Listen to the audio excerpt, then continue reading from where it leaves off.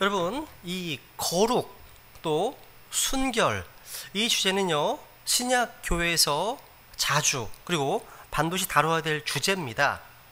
오늘 이제 본문에 보시니까요, 주님께서는 자신의 백성에게 나 주 너희 하나님이 거룩하니 너희는 거룩할지니라 이렇게 말씀하십니다. 여러분, 이 세상은 악합니다. 이 세상은 음란합니다. 너무나 더럽습니다. 그런데 우리 주님께서는 거룩하시고 순결하십니다. 하나님께서는요, 하나님의 거룩하심과 순결하심이 하나님의 교회에도 있기를 원하십니다. 즉, 교회가 교회되는 길은 거룩을 지키고 추구하는 겁니다. 여러분, 거룩과 순결이 없이는 교회가 아무리 많은 소리를 내고 아무리 많은 말을 해도 또 아무리 교회가 크고 화려해도 세상에 결코 아무런 영향력을 끼치지 못합니다. 여러분, 신약 교회는요 생각과 말과 실행에 있어서 거룩하고 순결해야 됩니다. 여러분, 세상이 악해질수록, 세상이 사악해질수록 역설적으로 세상은 교회에 더한 순결과 거룩을 요구할 겁니다. 여러분, 최악의 세상은요 최상의 교회를 요구합니다. 그런데 최상의 교회는 세상과 차별화된 거룩이 있는 교회라고 할 수 있습니다. 특히 요즘 우리나라 교회들은요 오순절 은사주의라고 하는 그런 누룩이 팽배해 있습니다.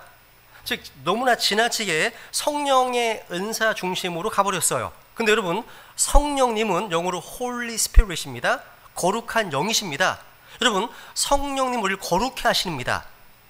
여러분, 사도행전 5장에 기록된 두려운 사건을 기억하십니까? 바로 아나니아와 삽비라의 사건, 아나니아와 삽비라의 죽음이 기록되어 있습니다. 여기 사도행전 5장 한번 읽어볼까요? 5장 읽습니다. 시작. 그러나 아나니아라는 어떤 사람이 자기 아내 삽비라와 함께 소유 하나를 팔아 그 값에서 얼마를 감추었는데 그의 아내도 이 일에 은밀히 관여하였더라. 그가 일부만 가져다가 사도들의 발 앞에 두거늘 베드로가 이르되 아나니아야, 어찌하여 사탄이 내 마음에 가득 차서 내가 성령님께 거짓말을 하고 땅값에 얼마를 감추었느냐? 땅이 남아있었을 때 네 것이 아니었느냐? 그것을 판 뒤에도 네 마음대로 할 수 있지 아니하였느냐? 네가 어찌하여 이 일을 내 마음속에 품었느냐? 내가 사람들에게 거짓말하지 아니하고 하나님께 하였도다 하니. 여러분, 사실 자기의 소유를 팔아서 교회에 드리는 일은 강제 조항이 아닙니다. 율법이 아닙니다. 얼마를 내든지 상관이 없어요. 그런데 자발적으로 행해진 이 일에 약간의 부정이 있었습니다. 3, 4절 말씀하시나요? 성경은요 사유재산 제도를 지지합니다. 아나니아의 땅은요 어디까지나 아나니아 것이고요, 그의 주관대로 자기 마음대로 할 수 있었습니다. 그죠? 교회가 아나니아의 재산에 대해서 권리를 주장하거나 헌납하라고 강요할 수 없습니다. 말씀하시잖아요. 네 마음대로 할 수 있지 아니하더냐. 맞습니다. 아나니아는요 자기 재산의 일부를 감췄습니다. 감춘 뒤에 자기 재산 전부를 낸 것처럼 속였다는 거예요.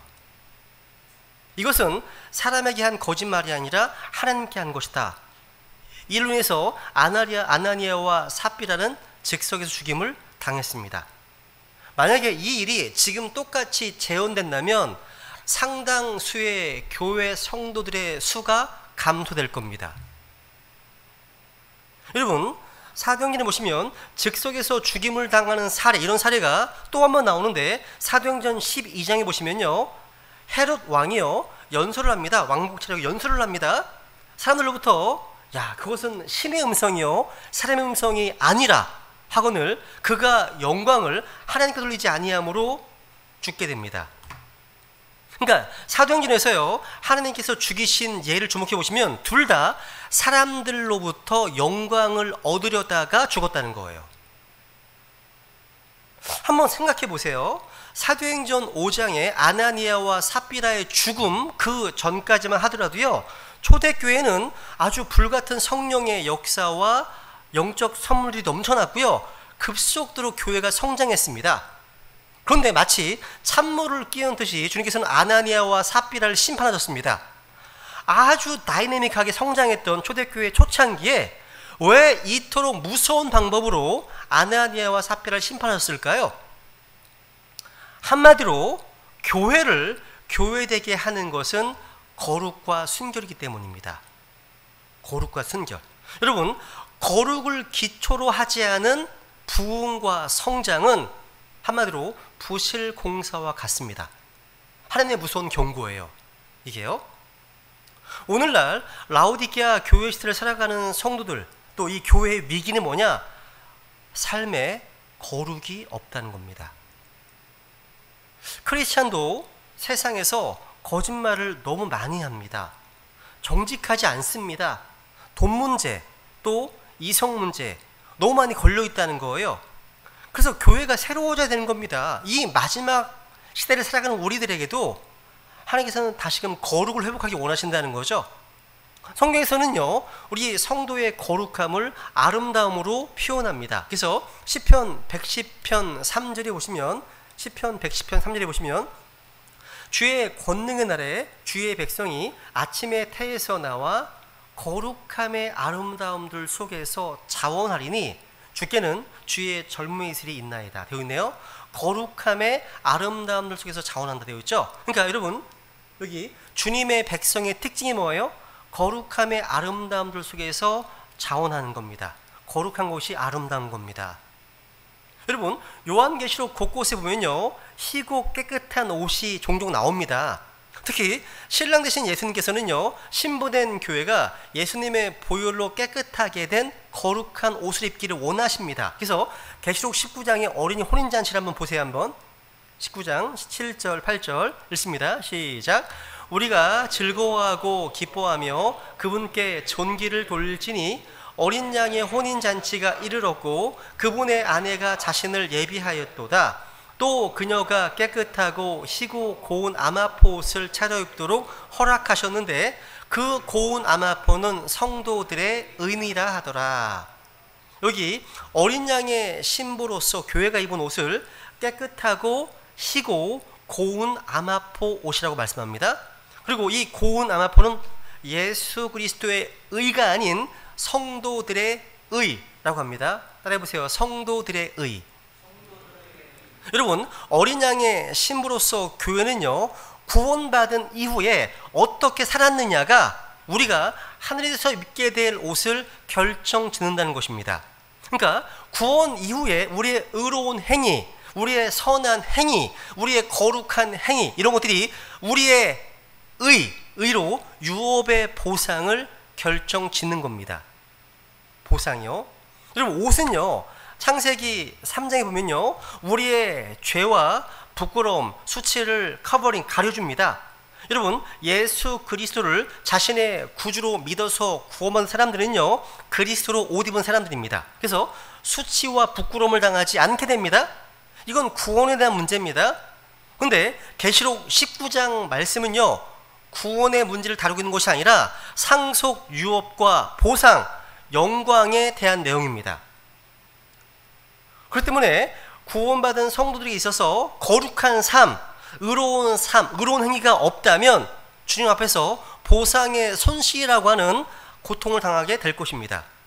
여러분, 저 하늘에서의 보상의 손실은 결코 적지 않습니다.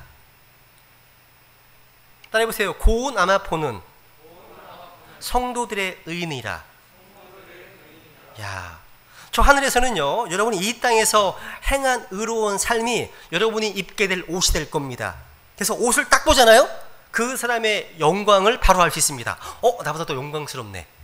그러니까 구원은 값없이 동일하게 주어지지만 영광은, 저 위에서의 영광은 다 다릅니다. 저는 바울과 같은 분 옆에 같이 있지도 못할 겁니다. 영광의 차이가 너무 크게 나기 때문에. 영광은 다른 겁니다. 근데 여러분, 신부가 신랑을 기다리는 동안 해야 할 준비가 있는 것처럼 주님의 신부된 교회가 신랑 되신 주님께서 다시 오시기까지 준비해야 될 것이 있습니다. 가장 중요한 준비는 뭘까요? 순결입니다. purity, 순결입니다. 신부는 신랑을 기다리는 동안 무엇보다 순결을 지켜야 됩니다. 여러분, 신부와 창녀의 차이는 아름다움이 아닙니다. 창녀도 아름다울 수 있습니다. 여러분, 신부와 창녀의 차이는 뭡니까? 아름다움이 아닌, 외모가 아닌 순결입니다. 순결입니다. 계시록 17장, 18장에 나와 있는 바벨론 음녀, 창녀가 나오죠? 바로 적그리스도의 신부입니다. 온갖 화려한 옷, 자주색 옷, 주홍색 옷, 온갖 화려한 옷과 값비싼 보석들로 치장하고 있었지만 너무나 사악하고 추악했습니다. 그런데 주님의 신부된 교회는요, 수수하지만 깨끗하고 곱고 흰 아마포옷을 입고 있습니다. 정말 대조적이죠? 대조적입니다. 그러니까 신부의 순결은 곧 거룩을 의미합니다. 거룩한 거예요. 성경은요, 우리가 하나님을 언급할 때, 하나님과 관련된 속성에 대해 언급할 때 holy, 거룩이라는 단어를 자주 사용합니다. 시편 22편 3절 같이 씁니다. 시작. 거룩하나 오 이스라엘의 찬양 가운데 거하시는 주여, 주는 거룩하시니이다. 주는 거룩하시니이다. 여러분, 주님께서 거룩하시기 때문에 예수 그리스도를 믿음으로 그 주님을 우리 마음에 모셔드리면 우리는 거룩해지는 거예요. 하나님은 거룩하시기 때문에 그 하나님과 매일 교제하고 하나님과 계속 접촉을 하면 거룩해집니다. 왜? 하나님께서 거룩의 소스, 거룩의 원천이시기 때문이죠. 반면에 사탄과 마귀에 대해 언급할 때 따라온 것은 항상 더러움입니다. unclean, 더럽다, 더러운 영들. 성경은 특별히 마귀에 대해 언급할 때마다 부정한 영으로 언급합니다. 그래서 마가복음 5장 8절에 보시면 너 부정한 영아, unclean spirit, 더럽다고 말씀하시는 거예요. 요한계시록에서도요, 이 마귀를 더러운 영이라고 부르고 있습니다. 계시록 18장 2절 한번 읽어볼까요? 18장 2절 시작. 그가 우렁찬 음성으로 힘차게 외쳐 이르되 저 큰 바벨론이 무너졌도다. 그녀가 마귀들의 처소가 되고 모든 더러운 영의 요새가 되며 모든 부정하고 가증한 새들의 집이 되었도다. 모든 더러운 영의 요새 말씀하고 있네요. 그러니까 여러분, 더러운 영, 마귀가 역사하면 더러운 일들이 벌어집니다. 더러움은 더러움을 낳습니다. 더러움은 더러움을 불러들입니다. 맞죠? 더러움식이 있으면 파리가 꼬이잖아요. 그죠? 여러분, 더러운 영들과 접촉하면 더럽게 됩니다. 여러분, 더러운 영들에게서 나온 문화, 음악, 예술 자주 접촉하면 더러워지고 부패해집니다. 타락하게 됩니다. 더럽고 음란하고 음탕한 일이 벌어집니다. 그래서 에스겔서 24장에 보시면요, 내 더러움 속에는 음탕함이 있도다 되어 있습니다. 음탕함. 성경에 보면요, 마귀는 더러울 뿐만 아니라 심히 사나운 모습으로 묘사되어 있습니다. 그래서 마귀가 역사하면 거칠어지고 사나워집니다. 마태복음 8장 보시면 마귀 들린 사람에 대해서 말씀하실 때 그들은 몹시 사납다고 말씀하십니다. 몹시 사납다고요. 요즘 코로나 때문에요, 집콕 하는 부부들이, 집에 콕 박히는 부부들이 늘어나면서 서로 예민해져서 그래서 이혼율이 급증한다는 기사를 봤습니다. 또 아이들과 항상 함께 있으니까 가정이 불화가 많대요. 코로나가 참. 여러분, 이런 시국에 절대적으로 필요한 것이 바로 그리스도의 복음입니다. 여러분, 주 예수님께서 그 더러운 영들, 사나운 마귀를 쫓아내주시면 어떤 일이 벌어집니까? 그 사람의 정신이 사운드 온전해지고 건강해집니다. 즉 정상의 사람으로 돌아온다는 거예요. 그래서 마가복음 5장 15절을 보시면 한번 읽어볼까요? 시작. 예수님께 이르러 마귀 들려 군단을 지녔던 사람이 바른 정신으로 옷을 입고 앉은 것을 보고는 두려워하더라 되어 있습니다. 야, 그러니까 그 사람의 정신이 주님으로 말미암아 온전해지고 건강해졌습니다. 정상된 거잖아요. 그러니까 여러분, 홀리, 거룩이라는 단어의 뿌리 속에는요, 건강하다, 건전하다 라는 의미가 담겨 있는 거예요. 그렇기 때문에 거룩은 건강한 것이고 또 거룩은 건전한 겁니다. 그러므로 거룩한 가정은 어떤 가정입니까? 건강한 가정입니다. 거룩한 사회는 건강한 사회입니다. 거룩한 교회는요, 건강한 교회인 거예요. 그런 까닭에 우리는요, 거룩을 추구해야 하고 그 거룩함을 갈망해야 하는 겁니다. 그렇다면 여러분, 우리가 거룩을 잃으면 어떻게 될까요? 짧게 정리해 보겠습니다. 첫 번째, 거룩을 잃으면요, 영적 능력을 잃어버립니다. 따라해보세요. 영적 능력의 상실. 여러분, 요한계시록에 나오는 4대 교회 기억하시죠? 이 4대 교회는요, 그 당시 사람들 입에 오르내리는 이름이 있는 유명한 교회였다고 해요. 근데 그 사람들 사이에서 유명하다고 주님 보시기에도 좋은 교회라고 착각해서는 안 됩니다. 주님께서는 4대 교회를 무섭게 책망하셨기 때문이죠. 계시록 3장 1절에 보시면 4대 있는 교회를 말씀하시면서 내가 살아있다는 이름은 가지고 있으나 어떻다고요? 죽었도다 말씀하십니다. 이름은 가지고 있어요. 그러니까 하나님 보시기에 죽었다는 말은요, 영적으로 무기력한 거예요. 무기력한 뜻입니다. 그죠? 교회가 이름이 있어서 겉으로는 화려하지만 영적인 내실이 전혀 없다고 하시는 거예요. 경건의 모양, 하나님의 성품의 모양은 있지만 그 경건의 능력은 없다고 하시는 겁니다. 여러분, 4대 교인들이요, 사대라고 하는 도시의 물질적 풍요로움과 도덕적 타락의 풍조에 휩쓸려서 영적으로 부패부르기 때문입니다. 오늘날의 교회들처럼 거룩을 잃으면 영적 능력을 상실하고 세상에서 욕을 먹게 됩니다. 존중받지 못합니다. 일단 마귀한테도 조롱당합니다. 여러분, 제가 사도행전 읽을 때 항상 웃는 대목이 있어요. 뭐냐면 사도행전 보시면 제사장 스게와의 7 아들들이 나와요. 얘네들이 마귀 들린 사람한테 혼난 이야기가 나와요. 사도행전 19장에 잘 나옵니다. 이들은 올바른 신앙도 없었고 거룩한 삶도 없었는데 바울의 능력은 부러웠던 모양이에요. 그래서 마귀 들린 사람한테 얘기합니다.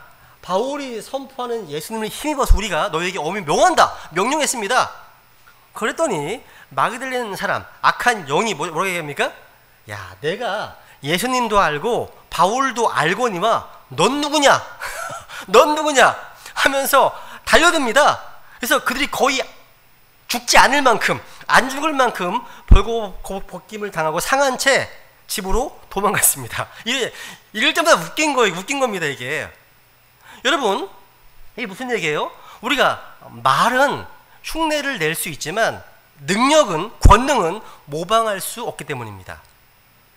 여러분, 복음의 권능은 말에 있지 않고 권능이 있습니다. 여러분, 하나님의 왕국도 말에 있지 않고 권능이 있습니다. 말은 누구나 다 할 수 있어요. 근데 파워, 권능 그렇지 않습니다. 고린도전서 4장 읽어볼까요? 19, 20절 시작.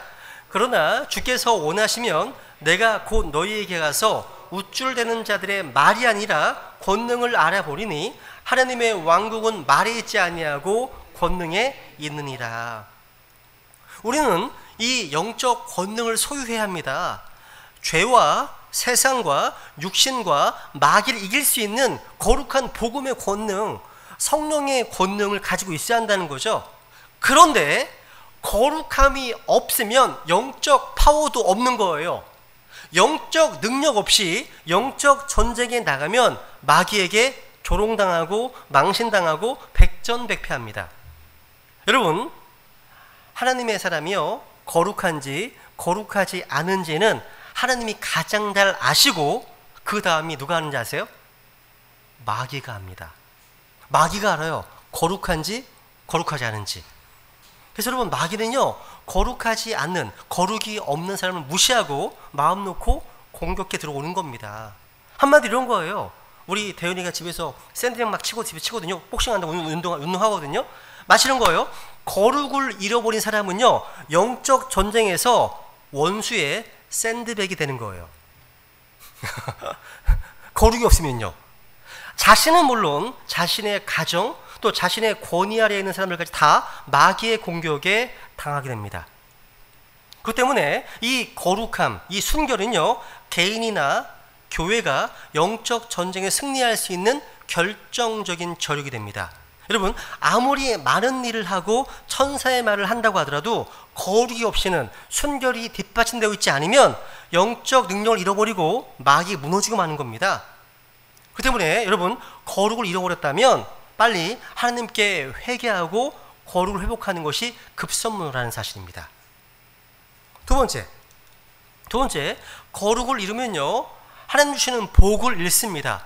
축복의 상실이죠. 따라해보세요. 축복의 상실. 여러분, 신명기에 보시면요, 하나님께서 이스라엘 백성이 약속의 땅에 들어가서 큰 축복을 누릴 것이라고 말씀하십니다. 근데 만약 그들이 우상 숭배를 하고 죄를 지어 거룩을 잃으면 그 모든 축복을 다 잃게 될 것이다 말씀하셨습니다. 경고하셨습니다.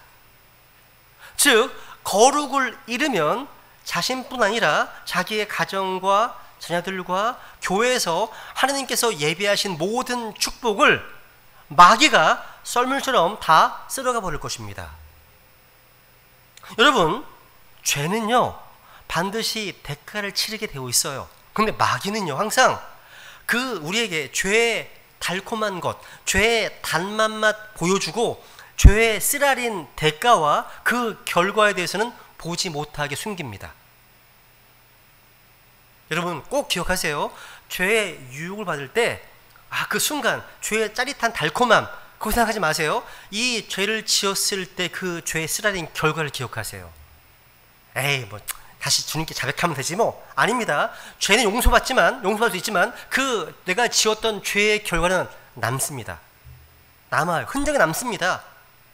하나님 여러분들을 위해서, 여러분들을 보호하기 위해서 이런 경고를 하시는 거예요. 우리는 깨어 있어야 되는 겁니다. 정신 차려야 되는 겁니다. 영적 분별력을 가지고서 거룩을 지켜야 한다는 거예요. 세 번째, 여러분 거룩을 잃으면요 또 중요한 게 기쁨을 잃어버립니다. 따라서 기쁨의 상실. 여러분 다윗이요 밧세바와 음행, 불륜을 저지르고 이제 대언자 나단을 통해서 주님으로부터 무섭게 책망을 들었을 때 시편 51편을 썼습니다. 시편 51편 맨 위에 보시면 다윗의 시라고 이렇게 하면서 그가 밧세바에게로 들어간 뒤에 지은 시라고 되어 있습니다. 아주 절절한 회개의 기도입니다. 거기서 다윗은요 12절에 보시면 읽습니다. 시작. 주의 구원의 기쁨을 내게 회복시켜 주시고 주의 자유로운 영으로 나를 떠받쳐 주소서 되어 있네요. 무슨 얘기입니까? 우리가 받은 구원은 영원히 잃어버릴 수 없습니다. 근데 구원의 기쁨은 잃어버릴 수 있습니다. 죄를 지으면 하나님과 우리와의 관계에 벽이 생깁니다. 우리 안에 영적 기쁨이 사라집니다. 그러면 괴롭습니다. 괴로워요. 특히 하나님과 바른 관계에 있었던 사람일수록 더 그렇습니다. 다윗은요 하나님 마음에 합한 사람이었잖아요. 하나님과 평생 동행하면서 주님의 기쁨을 이뤘던 사람이었기 때문에 주님께서 주신 그 구원의 기쁨이 사라지는 것을 결코 견딜 수 없었습니다. 여러분 구원의 기쁨이 사라지면 메마르고요 격식만 갖춘 종교인이 되어버립니다. 아무리 예배에 참여하고 아무리 사역을 열심히 해도 기쁨이 없이 하면 종교인에 불과한 거예요.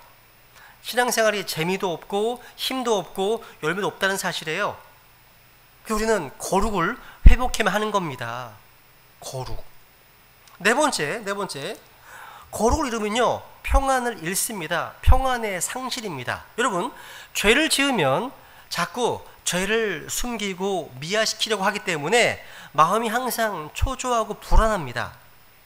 다윗이 밧세바와 저지른 불륜을 숨기기 위해서 그녀의 남편이자 자기의 충성스러운 신하였던 우리아를 죽여야 했던 것처럼 죄를 감추기 위해서 또 죄를 짓게 되고 그럴 때마다 점점 더 평안을 잃어갑니다. 그래서 이사야서 57장 20절 21절 읽습니다. 시작. 그러나 사악한 자들은 보물을 내는 요동하는 바다 같으니라. 내 하나님께서 이르시되 사악한 자에게는 평강이 없다 하시니라. 여러분 오물과 같은 더러운 생각, 더러운 습관, 더러운 말, 더러운 관계, 어떤 그 방치해 놓은 죄악들, 이런 것들은 다 마귀가 너무나 좋아하는 놀이터라고 할 수 있습니다. 마귀가 우리 안에서 놀기 시작하면 그때부터 그곳은 지옥이 되고 전쟁터가 됩니다. 주님 주시는 안식과 평안 대신에요, 두려움과 걱정이 가득 차게 됩니다. 그래서 우리 안에 그런 영적 평안이 없고 기쁨이 사라졌다면 성령님의 조명 아래서 자신을 돌아보고 회개해야 됩니다. 회개해야 되는 겁니다. 그래서 기쁨과 평안을 회복해야 하는 겁니다. 다섯 번째로, 거룩을 이루면요, 기도가 방해를 받습니다. 기도가 막혀요. 우리는 기도를 잘하는 사람, 기도를 많이 하는 사람들을 부러워하기도 하지만 하느님의 관심이 뭔지 아세요? 기도하는 너가 누구냐에 있습니다. 기도하는 너가 누구냐. 그러니까 여러분, 기도를 할 때 자꾸 막히는 것 같고 뭔가 답답하고 기도가 잘 안 될 때, 기도가 잘 흘러가지 않을 때는 해결되지 않은 어떤 죄 때문인 경우가 많습니다. 그러니까 우리가 모르게 방치된 어떤 죄가 있는 거예요. 그것이 인간 관계에서 비롯된 문제일 수 있습니다. 그래서 베드로전서 3장 7절에 보시면 이런 말씀하십니다. 읽습니다. 시작. 남편들아, 이와 같이 너희도 지식에 따라 그들과 동거하고 아내를 더 약한 그릇이요 또 생명의 은혜를 함께 상속받을 자로 여기고 존중하라. 그리하여야 너희 기도가 방해를 받지 아니하리라. 여러분, 남편과 아내, 부부관계에 문제가 생길 때 기도가 방해를 받다고 말씀하고 있죠. 시편 66편 18절에 보시면 내가 마음속으로 불법에 관심을 두면 주께서 내 말을 듣지 아니하시라 말씀하시네요. 여러분, 죄를 가슴에 품고 자백하지 않는 사람, 또 죄를 짓고도 아닌 척하는 사람, 죄를 회개하지 않고 자꾸 합리화하는 사람, 또 너무 습관적으로 죄를 짓다 보니까 멍하게 친 사람, 감각이 없는 사람이죠. 또 자기도 모르게 하나님과의 관계가 둔화되어서 기도의 흐름이, 이걸 이제 기도의 혈이 막힌 것을 모르고 있는 겁니다. 이게요. 그런 사람의 기도는 결코 응답받지 못합니다. 하나님께서는요, 죄의 문제를 해결하지 않는 사람은 이렇게 말씀하셨죠. 이사야서 1장에 보시면 너희가 많이 기도할지라도 내가 듣지 않겠다. 너희 손에 피가 가득하기 때문에 말씀하시는 겁니다. 그 때문에 우리가 모르고 있던 죄, 또 남들 다 하니까 괜찮겠지 생각했던 죄, 또 방치한 죄, 또 합리화시킨 죄를 모두가 다 주님의 말씀과 임재 앞에 드러내어 자백하시고 예수님의 피로 씻음 받아야 하는 겁니다. 그렇다면 여기서 성도의 거룩을 잃게 하는 마귀의 전략을 한번 좀 살펴보는 게 필요할 것 같습니다. 너무 중요한 주제니까 이게. 그러니까 거룩을 잃게 하는 마귀의 전략이 있어요. 이게 여러분, 거룩이 이토록 중요하기 때문에요, 마귀는 하나님의 사람들을 유혹해서 죄를 짓게 하고 거룩을 잃게 하는 데 총력을 기울입니다. 여러분, 마귀의 지상 목표는 딱 두 개예요. 이 두 개는 하나님께서 원하시는 두 가지와 정반대입니다. 디모데전서 2장 4절 읽습니다. 시작. 그분은 모든 사람이 구원을 받고 진리를 아는 데 이르기를 원하시느니라. 그러니까 하나님이 원하시는 뜻이 뭡니까? 모든 사람이 구원받기를 원하십니다. 그 다음에 뭡니까? 구원받았다면 진리의 지식이를 원하시는 거죠. 마귀는 정반대입니다. 마귀의 지상 목표는 사람들로 하여금 주 예수 그리스도를 믿지 못하게 방해하는 것이고, 또 하나는 이미 믿은 사람들이라면 진리의 지식에 이르지 못하게 하고 죄를 짓게 해서 거룩함을 향해 나아가지 못하도록 하는 겁니다. 그래서 이 세상에서 주님께 아무런 쓰임도 받지 못하게 하는 거예요. 그렇다면 마귀는 우리를 어떻게 공격할까요? 마귀가요, 우리는 고린도후서 2장 11절 말씀대로 마귀의 궤락에 대해서 무지해서 안 됩니다. 무지하면 속습니다. 마귀가 우리를 이용하거나 우리로부터 유익을 취하지 않도록 우리는 깨어 있어야 됩니다. 그 계략을 알아야 되겠죠. 어떻게 공격할까요? 전략이요. 첫 번째, 여러분 각각 여러분 개인적 약점을 파악해서 맞춤 공격을 합니다. 마귀는 우리 각 사람이요, 어떤 부분이 약한지 정확히 알고 집중 공격합니다. 예를 들어 여러분, 삼손 기억하십니까? 삼손은요 엄청난 장사였습니다. 블레스 민족에게서 이스라엘 여러 몇 번씩이나 구해냈습니다. 근데 항상 문제가 뭐였습니까? 여자 문제. 여자 문제로 자꾸 넘어졌습니다. 젊을 때부터 그 문제 때문에 사고를 쳤습니다. 그래서 혼이 났으면 특별히 더 조심해야 하는데 그렇다고 넉넉하고 있다 보니까 블레셋이 정확히 문제 삼손을 넘어뜨립니다. 그래서 사사기 16장 4절에 보시면 결국 들릴라를 투입해서 미인계로 함정에 빠뜨려서 무너뜨려 버렸습니다.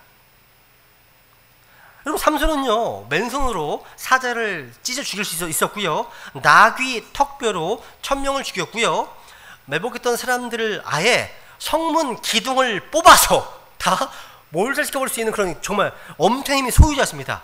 힘이 엄청났습니다. 근데 여자 문제만큼은, 이게 정욕의 문제만큼은 다스리지 못했습니다.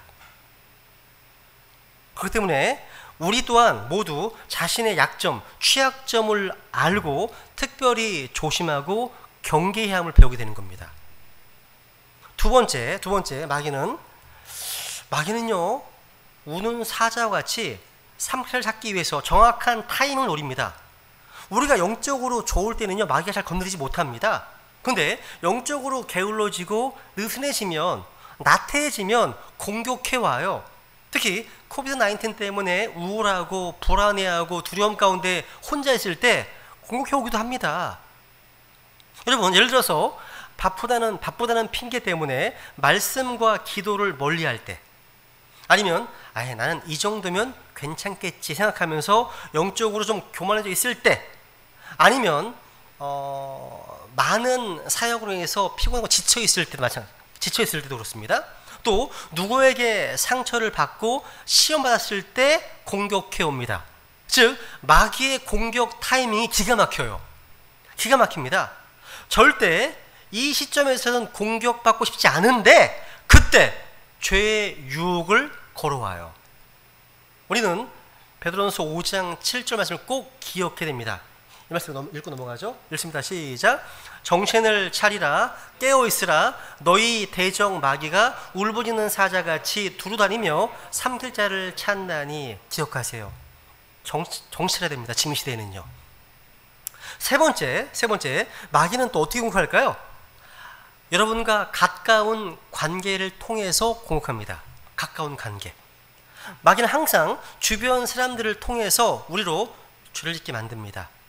친구들, 아니면 믿었던 형제 자매들, 아니면 가족들을 통해서도 죄의 유혹이 들어올 수 있습니다. 여러분, 그들이 천생 그런 사람이라 그런 것이 아니라 그 누구든지 순식간에 마귀에게 이용당할 수 있기 때문입니다. 누구든지요. 여러분 마태복음 16장을 기억하십니까? 주님께서는요 제자들에게 비로소 공개적으로 다가올 고난과 죽으심과 또 부활에 대해서 말씀해 주셨습니다. 근데 그 소식이요 베드로에게 충격 그 자체였어요. 베드로가 얼마나 놀랐는지요. 마태복음 16장 23절에 보시면요 주님을 붙잡고 리뷰크, 꾸짖기 시작했습니다. 감히 베드로가 주님을 꾸짖기 시작했습니다. 그런데 주님께서는요 베드로를 통해서 역사하는 사탄의 음성을 금방 캐치하셨습니다. 사탄이 제자 베드로를 이용해서 주님의 그 길에 걸림돌을 놓았을 때 주님께서는 그 음성이 누구의 음성인지 분별하셨습니다. 이게 미로부터 나온 음성인지 아니면 낯선 자의 음성인지. 우리도 항상 가까운 관계를 통해서 공격하는 마귀를 경계해야 되고 분별해야 하는 겁니다. 그래서 관계를 조심해야 돼요. 조심해야 됩니다. 네 번째로 마태 10장에 있는 말씀입니다. 그죠? 네 번째로 마귀는요 아주 서서히 교활하게 유혹해요. 서서히 교활하게.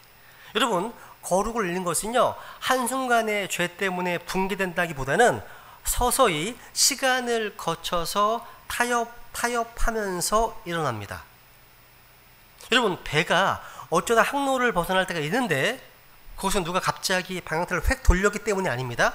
그보다는 눈에 보이지 않는 물결이나 바람 때문에 배의 방향이 서서히 틀어지는 경우가 대부분이죠. 나중에는 선원들이 눈치챌 겨를도 없이 어느새 항로를 크게 벗어나서 선체가 암초에 부딪히는 침몰하는 그런 경우를 많이 보게 됩니다. 믿음 생활도 마찬가지예요. 우리의 일상생활에서요, 이 정도쯤이야 라고 생각했던 작은 타협들이 점점 눈덩이처럼 쌓여서 타락과 부패 길로 가게 되는 겁니다. 그 때문에 현재 우리의 삶에서 조금씩 타협하고 있는 부분들이 무엇인지를 체크해 보셔야 됩니다. 그것이 순식간에 커질 것이기 때문에 그렇습니다. 커지거든요. 여러분, 이런 거죠. 이력서를 쓰는데 내용을 약간 부풀리시지 않으십니까? 아니면 자기 경력을 조금씩 과대 포장하지 않으십니까? 아니면 여러분, 인터넷으로 혼자 야한 동영상을 조금씩 보시지 않으십니까? 아니면 가끔씩 악의 없이 다른 성도들에 대한 험담을 슬쩍 하지 않으십니까? 다른 교회 성도들을, 다른 교회 사역자들을 욕을 조금씩 하지 않으십니까? 아니면 비즈니스 하시다가 웃돈을 더 얹어서 부당한 방법으로 계약을 성사시키지 않으십니까? 또 기독교 잡지면 이런 것도 많이 나오더라고요. 자식들 시집장가 보냈는데 좋은 게 좋은 거라고 사주, 팔자, 궁합을 다 본다고 합니다. 기독교인들이. 뭐 우리는 신약교 성도는 절대 아니겠죠. 그리고 또 불안하다고 또 재미로 신문에서 오늘의 운세, 소띠지, 몇 년생 이런 걸 조금씩 보는 경우도 있어요. 크리스천들이. 여러분, 이런 작은 타협들이 점점 쌓여서 우리 안에 거룩을 무너뜨리는 겁니다. 그래서 여러분, 조금씩 하는 것들을 조심해야 되는 거예요. 그래서 솔로몬의 아가서 2장 15절에 보세요. 읽습니다. 시작. 우리를 위하여 여우들 곧 포도나무를 망치는 작은 여우들을 붙잡으라. 우리의 포도나무에 연한 포도들이 있느니라. 그러니까 포도나무를 망치는 게 뭐 사자나 공보다 큰 게 아니에요. 누구라고요? 작은 여우들입니다. 여러분, 모든 큰 일은요, 작은 죄들, 사소해 보이는 것들이 시작됩니다. 이런 거예요. 여러분, 한 잔 술에서 음주운전 사고가 납니다. 누군가 죽을 수도 있습니다. 자기가 죽을 수도 있습니다. 그러니까 근데 그런 사고 이전에 시작된 것은 처음 한 잔의 와인이었어요. 그죠? 여러분, 음행, 불륜, 간음 이런 것을 파탄이 난 가정을 보면 그 시작은 인터넷 채팅에서 시작되었다는 그런 얘기를 많이 듣습니다. 이런 작은 일에서 시작되는 겁니다. 채팅. 여러분, 여호수아 7장에 보면 아간과 그의 집안을 망하게 했던 그 뭐였습니까? 금덩어리를 보고 탐욕 때문이었습니다. 탐욕. 여러분, 우연히 들른 도박장에서요, 돈을 땄어. 갑자기 10만원 땄어. 그 10만원 딴 기분 좋은 체험 때문에 평생 노름에 빠져가지고 가정이 풍박상 나는 경우도 있습니다. 그러니까 여러분, 포도나무를 망치는 작은 여우들은 우리 일상에 널려 있습니다. 널려 있어요. 우리를 타락으로 몰고 가는 것, 우리 가정과 교회를 망치는 것들이 다 이런 작은 것들입니다. 속으시면 안 돼요. 그렇기 때문에 우리는 성경 곳곳에서요, 하나님께서는요, 거룩을 회복하라고 명령하시는 겁니다. 회개하고. 따라해보세요. 거룩을 회복하자. 우리 요엘서 2장 13절에 보시면 이런 말씀입니다. 요엘서 2장 13절 보시면 너희 옷을 찢지 말고 너희 마음을 찢으며 주 너희 하나님께로 돌아올지어다 말씀하시네요. 야, 여러분, 사람들은요, 복 받는 것, 병 낫는 것, 뭐 사업 자금 구하는 것, 자식이 빨리 좋은 대학 가는 것, 이런 것이 가장 최고 우선순위일 수 있습니다. 우선순위. 그런데 하나님께는요, 홀리니스, 거룩이 최고의 우선순위입니다. 거룩이요. 근데 우리는 자꾸 그게 싫어서 자꾸 다른 것만 하려고 해요. 그러니까 거룩과 순결의 문제를 이야기하는데 이걸 뭐 남용하듯이요, 그래 맞아, 저 형제 문제 많아, 저 교회 문제 많아, 이렇게 하면 안 되는 겁니다. 다른 사람들의 죄를 지적하고 고치려고 하지 마세요. 성경에서는 한 번도요 다른 사람 회개시키라고 한 적이 없습니다. 다른 사람 신경 끄고 각자 스스로를 돌아봐서 자기의 죄만 회개하면 되는 겁니다. 여러분, 세상에서는요 네가 문제야, 네가 문제야, 네가 고쳐야 돼 라고 하면서 개혁하자고 하지만, 하나님의 교회는요 우리 자신의 죄를 회개하는 데서 시작해야 되는 겁니다. 우리는 회개하는 사람이지 남을 고쳐주는 사람이 아닙니다. 우리는 주님, 제가 죄인의 우두머리입니다 이렇게 하면서 하나님 앞에 먼저 엎드리는 사람이 되어야 되는 겁니다. 자신이 먼저요. 여러분, 영적으로 성숙한 사람들의 어떤 모습은요 남의 잘못을 드러내는 사람이 아니라 자신의 죄를 항상 하나님 앞에 울며 회개하는 사람입니다. 하나님은요 진실한 회개를 받아주시고 용서해 주십니다. 그리고 예수 그리스도의 보혈로 우리를 깨끗하게 하십니다. 주님께서는요 똑똑한 자들이 아니라 주님 앞에 완전히 마음이 부서져서 회개하고 보혈로 깨끗해진 사람들을 사용하십니다. 우리는 하나님 백성이면서 하나님 백성답게 살지 못했습니다. 오늘날 교회의 위상을 이렇게 떨어뜨려 버린 사람이 누굽니까? 제가 보기에는 거룩과 순결을 잃어버린 우리들입니다. 우리가 문제예요. 우리는 우리의 그런 추한 모습을 몸부림치면서 회개해야 한다는 거죠. 여러분, 구원받은 성도는요 죄 없는 사람이 아니라 죄에 아주 민감한 사람입니다. 민감해야 돼요. 죄에 대해서요. 정말 예민해야 됩니다. 성령께 우리의 모든 더럽고 악한 죄악들을 깨끗하게 정결케 해달라고 기도해야 됩니다. 우리가 회개하고 거룩을 회복하면 기쁨이 충만해집니다. 여러분, 회개는요 영적인 샤워와도 같습니다. 우리 안에 있는 죄를 자백하고 예수님의 보혈로 깨끗하게 씻으면 마귀가 떠나게 됩니다. 그러면 영적인 기쁨이 우리 속에 솟아나는 겁니다. 주님께서는요 우리에게 기쁨을 주시기 위해서 우리 기쁨을 좀먹는 죄악들을 씻어내라고 하시는 거예요. 그러면 회개해야 되는 겁니다. 회개와 거룩이 회복된 교회의 기쁨이 가득 차기 때문이죠. 이제 마지막으로 거룩 관련해서요 우리 안에 들어오는 것을 주의해야 합니다. 따라해보세요. 인풋을 주의하자. 야, 여러분, 무언가 인풋 집어넣으면 거기서 아웃풋 나오게 됩니다. 그러니까 인풋이 아웃풋을 결정하잖아요. 그죠? 우리 영혼도 그렇습니다. 일주일 내내 세상 속에서 사는 것을 피할 수는 없지만 세상에 더러운 요소들이 우리의 생각과 마음으로 들어오는 것은 미리미리 필터링해서 차단해야 하는 겁니다. 할 수 있습니다.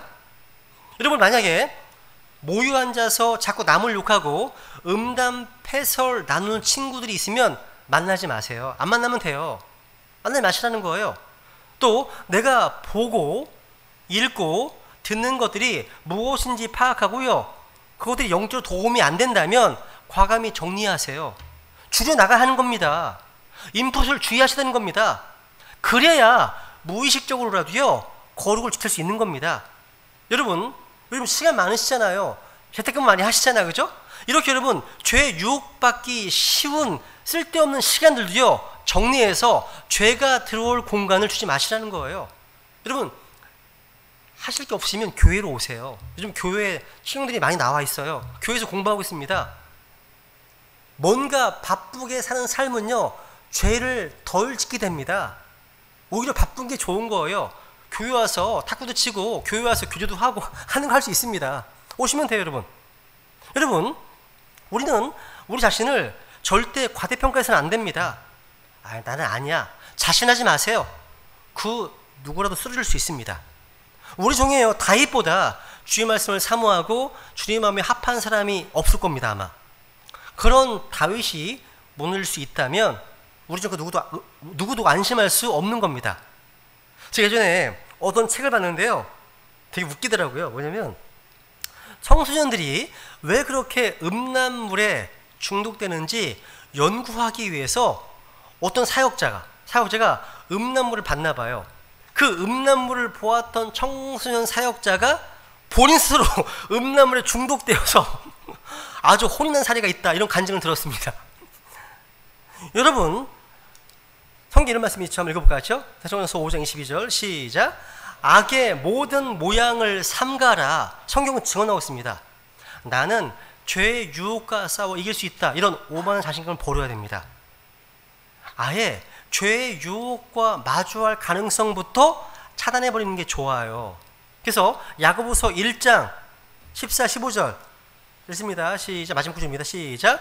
오직 모든 사람이 자기 자신의 욕심에 이끌려 유혹을 받을 때 시험을 받나니 그런즉 욕심이 잉태하면 죄를 낳고 죄가 완료되면 사망을 낳느니라 말씀하시네요. 여러분, 욕심이 잉태하면 죄를 낳습니다. 잉태가 컨시브, 아이를 베는 거죠. 욕심이 아이를 베면요 안 낼 수가 없어요. 나오게 돼 있습니다. 어떻게 돼요? 처음부터 욕심이 잉태하지 않는 환경이 있어야죠. 아예 욕심이 생길 환경을 마련하지 않는 게 지혜로운 거예요. 처음부터. 그게 지혜로운 겁니다. 그러니까 욕심 자체가 잉태되지 않도록 해야 한다는 거죠. 우리는요 우리가 생각하는 것보다 약합니다. 약해요. 사실 우리는 우리 약함을 알 때 가장 강합니다. 그때 가장 강합니다. 이제 말씀 마무리하겠습니다. 여러분, 믿음을 통해 하나님의 은혜로 구원받았다고 해서 크리스찬들이 함부로 막 살아도 되는 것이 아닙니다. 나 같은 죄인을 구원하신 그 하나님의 은혜를 모독하지 않기 위해서 우리는 성령 충만을 구해야 되고 성령의 도우심을 구해야 됩니다. 이 크신 은혜를 더럽히지 않도록 거룩하게 살아야 되는 겁니다. 여러분, 신약교회의 가장 본질적인 경쟁력이 있다면 그것은 거룩입니다.